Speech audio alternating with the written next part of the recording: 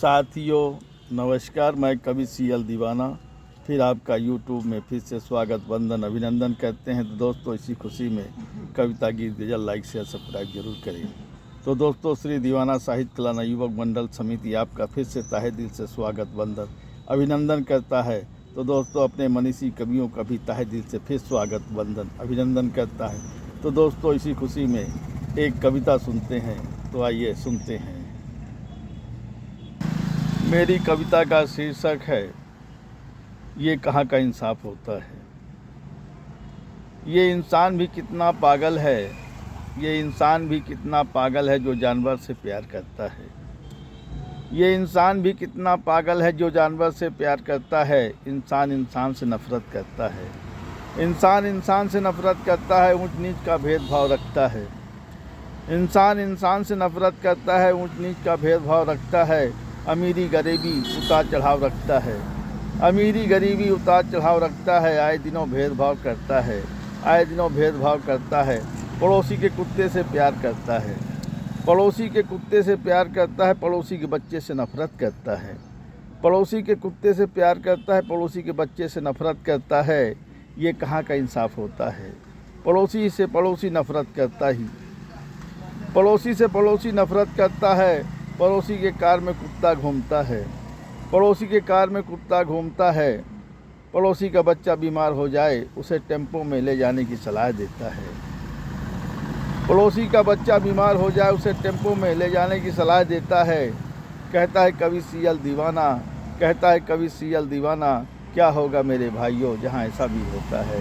क्या होगा मेरे भाइयों जहाँ ऐसा भी होता है, जहाँ ऐसा भी होता है, जहाँ ऐसा भी होता है, जहाँ ऐसा भी होता है। आइए इसी खुशी में अपने परम मित्र के लिए हमने एक कविता लिखी है जो आपके सामने प्रस्तुत है। तो आइए सुनते हैं, जिसका शीर्षक है अनजान बनकर रहते हैं दिल में। जब चोट गहरी लगती है जीवन में, जब चोट गहरी लगती है जीवन में, अपने भी पराये हो जाते हैं। जब चोट गहरी लगती है जीवन में, अपने भी पराये हो जाते हैं। एक ही शहर में दोनों रहते हैं, एक ही शहर में दोनों रहते हैं, बरसों उनसे मुलाकात नहीं होती है। एक ही शहर में दोनों रहते हैं, बरसों उनसे मुलाकात नहीं होती है। हमें भी वो कभी कभी याद आते हैं, हमें भी वो कभी कभी याद आते हैं, मगर यादें दिल में रहकर निकल जाती हैं, मगर यादें दिल में रहकर निकल जाती हैं। हम उन्हें याद करते रहते हैं राहों में, हम उन्हें याद करते रहते हैं राहों में, फिर मुलाकात नहीं हो पाती है राहों में, फिर मुलाकात नहीं हो पाती है राहों में। बड़ा पथरीला यह रास्ता है, बड़ा पथरीला यह रास्ता है, अनजान बनकर रहते हैं दिल में। बड़ा पथरीला यह रास्ता है, अनजान बनकर रहते हैं दिल में। कौन सुनेगा किसको सुनाऊं, कौन सुनेगा किसको सुनाऊं उत्कंठा अपने दिल की। कौन सुनेगा किसको सुनाऊं उत्कंठा अपने दिल की। जो थे अपने अब हो गए पराए, जो थे अपने वो हो गए पराए। किसको सुनाऊं कौन सुनेगा, किसको सुनाऊं कौन सुनेगा, किसको सुनाऊं कौन सुनेगा। उत्कंठा मेरे मन की, उत्कंठा मेरे मन की। कहता है कवि सीएल दीवाना प्रदीप गौतम सुमन से, कहता है कवि सीएल दीवाना प्रदीप गौतम सुमन से। कहता है कवि सीएल दीवाना प्रदीप गौतम सुमन जी से। कहता है कवि सीएल दीवाना प्रदीप गौतम सुमन जी से।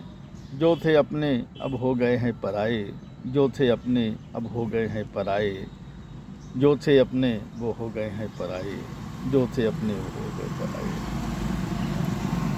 साथियों, इसी खुशी में एक और कविता सुनते हैं। तो आइए सुनते हैं, जो शिक्षक के ऊपर आधारित है। शिक्षक का अभिभावक के प्रति क्या आदर भाव होना चाहिए, ये हमने बताने की कोशिश की है।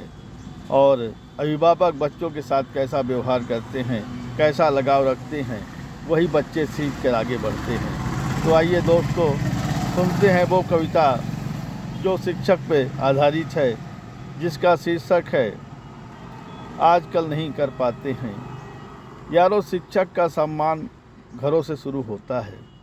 यारों, शिक्षक का सम्मान घरों से शुरू होता है। आजकल के अभिभावक भी शिक्षक को आजकल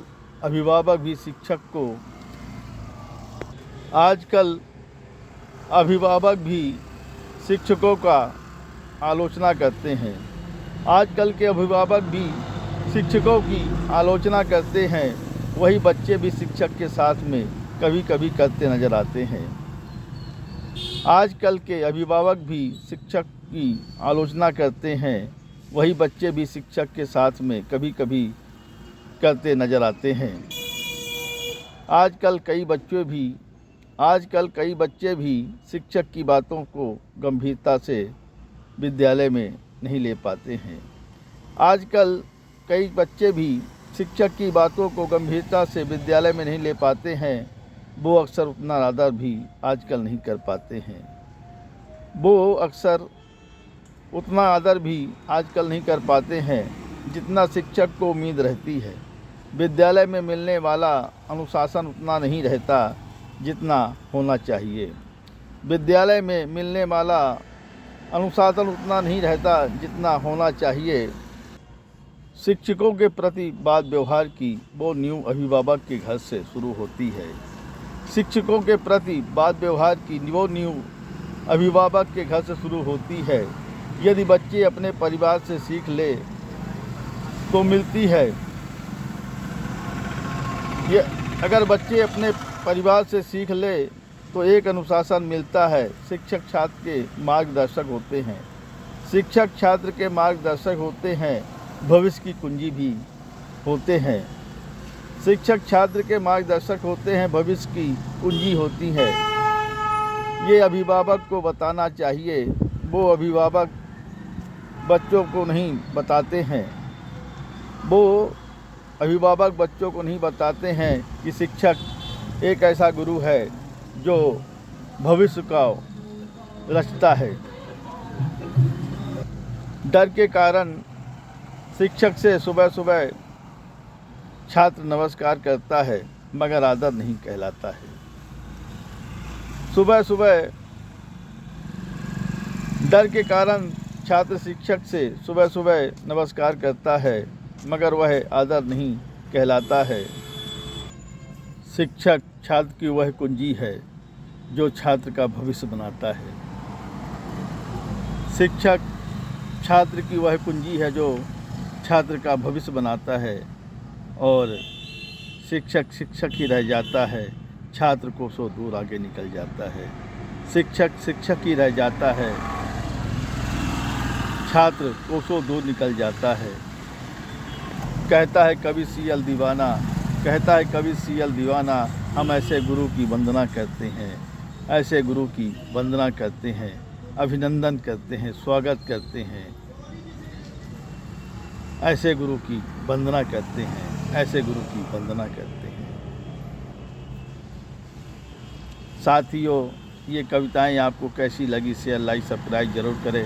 कमेंट दिल से कहे तो दोस्तों उठाइए कलम लिखिए, कमेंट करिए, सवाल पाइए जवाब। अगली कड़ी में फिर मिलते हैं जनाब। क्या है ख्याल, क्या है ख्याल, क्या है ख्याल। साथियों, आइए इसी खुशी में एक और कविता सुनते हैं जिसका शीर्षक है तुम कविता के पुजारी हो। तुम दीप थे किसी के, तुम्हें प्रदीप बना दिया। तुम दीप थे किसी के, तुम्हें प्रदीप बना दिया। ये जहाँ को खुशबू ये सुमन दे गया। तुम दीप थे किसी के, तुम्हें प्रदीप बना दिया। ये जहाँ को खुशबू ये सुमन दे गया। तुम साहित्य के प्रेमी हो, तुम साहित्य के प्रेमी हो, तुम कविता के पुजारी हो। तुम साहित्य के प्रेमी हो, तुम कविता के पुजारी हो, इसलिए कविता दीवानी है। तुम साहित्य के प्रेमी हो, तुम कविता के पुजारी हो, इसलिए कविता दीवानी है। तुम ईमानदारी की मिसाल हो, तुम ईमानदारी की मिसाल हो। जहाँ असत टिकता नहीं है, तुम ईमानदारी की मिसाल हो, जहाँ असत्य टिकता नहीं है। तुम जहाँ खड़े हो जाते हो, असत्य वहाँ से चला जाता है। तुम जहाँ खड़े हो जाते हो, असत्य वहाँ से चला जाता है। तुम सत्यमेव जयते की वो मूरत हो, जहाँ आभा रहती है। तुम सत्यमेव जयते की वो मूरत हो, जहाँ आभा रहती है, जहाँ आभा रहती है, जहाँ आभा रहती है। तो साथियों, ये हमने अपने परम मित्र प्रदीप गौतम सुमन के लिए कविता लिखी है, और वो मेरे बचपन के मित्र हैं। और